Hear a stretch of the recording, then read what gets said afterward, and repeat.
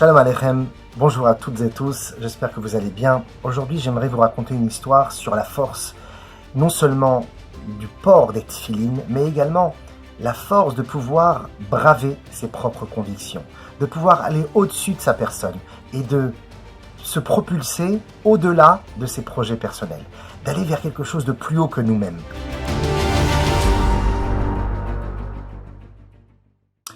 Cette histoire se passe aux États-Unis, dans une école religieuse tenue par le Rav Azriel, une école qui est sous l'influence du Rabbi, une école du Rabbi de Lubavitch.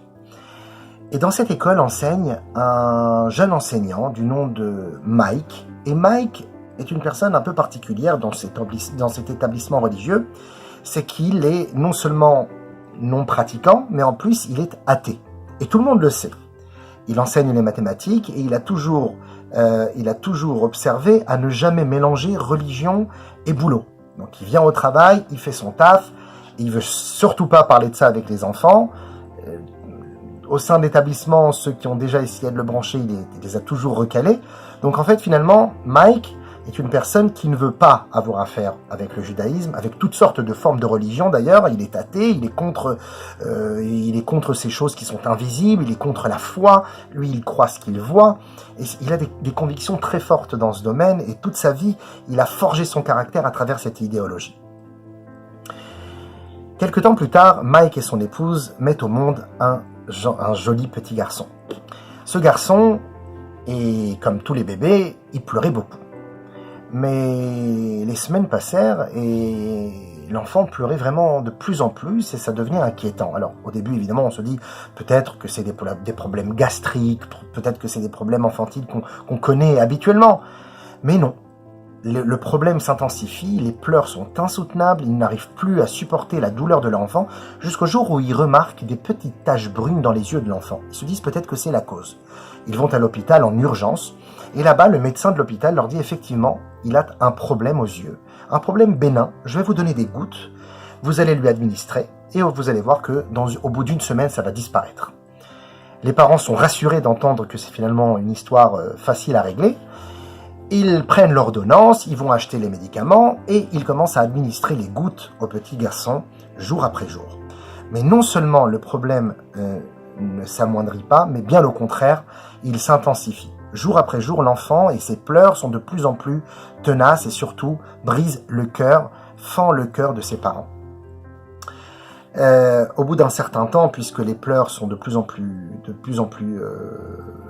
forts, de plus en plus puissants, alors il décide, au bout d'une semaine d'administration de ces gouttes, de revenir à l'hôpital, avec les gouttes en question. Le médecin, il observe les gouttes, il n'y avait rien écrit de particulier dessus, souvent les médicaments sont comme ça aux États-Unis. Il dit, est-ce que vous auriez l'ordonnance que mon collègue, l'autre médecin de la semaine dernière vous a donnée? Il montre l'ordonnance et le médecin, il tombe à la renverse en voyant ce qui est écrit sur l'ordonnance.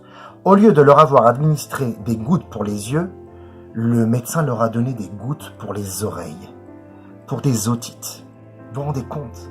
Hachem Ishmor, l'enfant a reçu des gouttes dans les yeux, dans la rétine, dans ses petits yeux de bébé, pendant plus d'une semaine, une action répétée, et avec une batterie un diagnostic assez important, ils ont découvert malheureusement que l'enfant ne pourra jamais recouvrer la vue. Il avait tout simplement abîmé, avec des répercussions qu'on ne pouvait pas revenir en arrière, des répercussions infaillible, celle de la perte de la vue de l'enfant. Les parents étaient brisés. Évidemment, d'un côté, ils pensaient qu'ils pouvaient attaquer l'hôpital, les amener en justice, mais ce dont ils pensaient pour l'instant, c'était évidemment, à premier abord, c'était la douleur de leur fils, la douleur de leur cœur. Ils sont retournés chez eux, les bras ballants, le cœur brisé, et le lendemain, c'est un nouveau jour, et il faut reprendre le travail. Donc Mike, il va au travail, et ses collègues remarquent évidemment qu'il n'est pas le même. Il avait une certaine joie de vivre, il était assez pétillant, et puis les jours passent et on le voit très très triste, très morose. Les gens n'osent pas trop vraiment venir le voir, parce qu'on a toujours su qu'il est un petit peu farouche. Et le Rav Azriel, le directeur de l'école, qui remarque cela, évidemment c'est son employé, il a la nécessité de savoir ce qui lui arrive, il le convoque dans son bureau. Et là, Mike explose en pleurs et lui raconte toute l'histoire. Le Rav Azriel est effaré, bouleversé par ce qu'il entend. Et il lui dit, mais Mike, regardez, peut-être qu'il y a des solutions. Non, il n'y a aucune solution. On a vu plusieurs médecins. Tous les médecins nous disent que c'est terminé. Et notre enfant ne pourra jamais voir. Le Rav Azriel réfléchit. Il dit, Mike, écoutez, j'aimerais vous faire une proposition. Je ne sais pas, je sais bien que vous êtes contre tout cela, mais vous savez, l'école, elle est tenue par notre grand maître, le Rabbi de Lubavitch à New York. Est-ce que vous voudriez que je l'appelle en votre nom et que je lui pose la question et que je lui parle de votre histoire? Peut-être aurait-il un conseil à nous donner. Mais quel rapport un rabbin là-dedans? Quel rapport? Non seulement je suis contre tout ça, mais en plus ça n'a rien à voir avec le problème médical de mon fils. Il repousse donc la proposition de Rav Azriel. Il retourne à son travail, mais le Rav Azriel est tellement tourmenté par ce qu'il a entendu qu'il décide de prendre le téléphone sans son accord et d'appeler le bureau du Rabbi à New York. Il tombe sur le secrétaire à qui il raconte l'histoire bouleversante, à ses oreilles lui aussi, et il revient vers lui au bout de quelques minutes pour lui dire que le Rabbi a donné une réponse en disant « Allez dire au père qu'il commence à mettre les tfilines tous les jours et son fils guérira, il recouvrira la vue. » Il n'y a pas plus clair comme réponse. Le lendemain, il convoque à nouveau Mike dans son bureau et il lui dit « Mike, excusez-moi, j'ai pris les devants. Je ne vous ai pas demandé la permission et j'ai demandé à mon rabbi que faire. Et mon rabbi m'a proposé de vous demander de commencer à mettre les téphilines. Mais comment? Mais pourquoi vous avez fait ça? Mais c'est n'importe quoi. Oui, mais le rabbi a dit que votre enfant guérirait. Et là, il a eu une sorte de...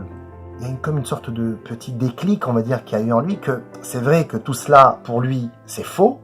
Et il n'est pas attiré par la religion, et pour lui, c'est préhistorique et c'est lointain par rapport à ses idées. Mais d'un autre côté, il y a une petite lueur d'espoir, même si elle est pour lui invisible, celle d'un homme qui lui dit « ton fils va reprendre la vue », alors que tous les autres médecins lui disaient que c'était irréversible. Et puis Mike, il s'assoit comme ça, il tombe sur le fauteuil, il commence à méditer. Le Rav Azriel, il voit qu'il est dans un combat intérieur, il essaye de le convaincre tout doucement, avec beaucoup de doigté, en lui disant « tu ne perds rien, c'est juste des lanières avec des parchemins que Dieu nous a donnés, que tu places sur ton bras, fais-le. » Mike réfléchit, et puis il explose en pleurs, à nouveau.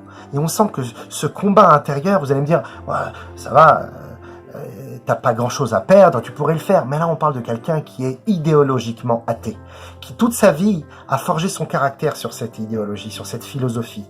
Et vraiment, pour lui, c'est insoutenable. Et finalement, il décide de faire le pas. Il ouvre le bouton de sa manchette, il retrousse sa manche et il tend son bras en fermant les yeux très fort, comme si qu'on allait lui faire une opération chirurgicale à Rav Azriel. Et là, le Rav Azriel, il prend tout de suite l'occasion, il tire la paire de tefilines qu'il avait dans son tiroir, il commence à la dérouler, il la place sur le bras de Mike, il commence à faire la bracha et Mike il dit « Stop, arrêtez !»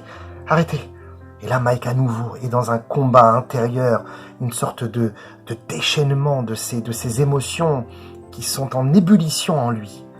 Et finalement, au bout d'un certain temps, dans l'histoire, on raconte qu'ils sont passés plus d'1 heure, comme ça, dans le bureau.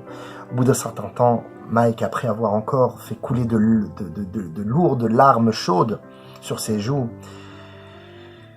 il dit à Rav Azriel, écoutez, moi je veux pas mettre ça comme ça. Moi je suis un idéaliste. Ok, j'ai décidé maintenant que les choses allaient changer. Mais je veux pas mettre simplement les tefilines pour vous faire plaisir. Je vais commencer à mettre vraiment les tefilines tous les jours. Et je compte sur vous pour vous m'aider à faire cela. Et non seulement je veux mettre les tefilines, mais je veux aussi que vous me donniez des cours de judaïsme pour que j'apprenne un peu plus sur mon patrimoine et mon identité. Parce que je veux faire ça, je veux faire les choses bien. Je ne veux pas faire les choses sur un pied. Rav Azriel est enchanté et il continue à lui mettre les tefilines. Ils font le Shema Israël ensemble. Et après avoir passé un certain moment comme ça à discuter et à se retrouver, Mike quitte le bureau de son directeur, le cœur léger, comme si qu'il avait retiré une pierre de son ventre. Il retourne à la maison chez lui, il raconte tout ça à sa femme explose en pleurs elle aussi, et les deux ont décidé donc de changer leur mode de vie. 1 semaine plus tard, ils avaient un rendez-vous chez le médecin prévu pour ausculter les yeux de leur enfant pour un 1e diagnostic. Et le médecin leur dit, écoutez, je ne sais pas ce que les autres médecins vous ont raconté, mais votre enfant voit. Pardon? Votre enfant a des lésions au niveau de la rétine, au niveau de l'œil, mais votre enfant voit et verra. Il faudra juste lui faire un bon traitement pour nettoyer tout cela, mais sinon votre enfant a sa vue, possède la vue. Car la mère, elle s'effondre, elle perd connaissance, le père, il est dans un état euphorique. Et par miracle, complètement par miracle, l'enfant a retrouvé sa vue au bout de quelques mois et aujourd'hui c'est un enfant en pleine santé. Mes chers amis, ça c'est la force de la mitzvah des tfilin. Tfilin, tfila, c'est l'attachement.